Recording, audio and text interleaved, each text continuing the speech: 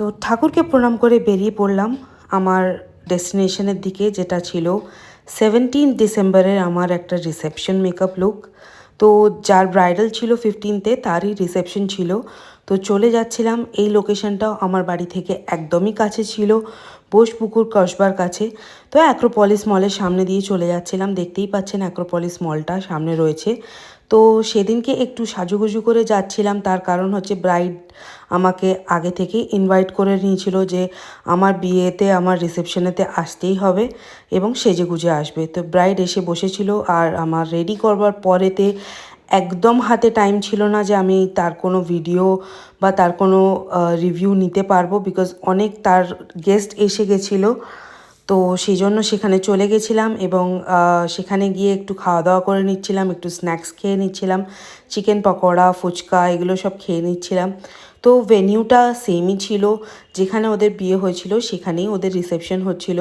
তো জায়গাটা দেখতে পাচ্ছেন খুব সুন্দর করে ডেকোরেট করা হয়েছে। ওদের একটা প্ল্যাকার্ড দিয়ে একটা নাম লেখা হয়েছে পোস্ট কার্ডের মতো করে, ওটাকে কি বলে ঠিক আমি জানি না। তো ওই জিনিসটা করে বাইরে একটা ব্যানার মতো করা হয়েছে। তো এখানে মোমো কাউন্টার ছিল, মোমো কাউন্টার থেকে মোমোস খেয়ে নিচ্ছিলাম। আর তারপরে মোমোস খাওয়ার পরেতে চলে গেছিলাম জুস কাউন্টারের দিকে। তো জুস কাউন্টারটা খুব সুন্দর ছিল এবং জুস কাউন্টারটাতে প্রচুর জুস অ্যাভেলেবেল ছিল। তো আমি দাদাকে বলেছিলাম যে আমি ব্লু লেগন খাবো। তো সেই জন্য আমার জন্য আলাদা করে স্পেশালি ব্লু লেগন বানাবার জন্য রেডি করছিল সব কিছু ওনারা। তো ওখানে দেখতেই পাচ্ছেন ওরা সব হাতের কারিগরি দেখাচ্ছে খুব সুন্দর করে।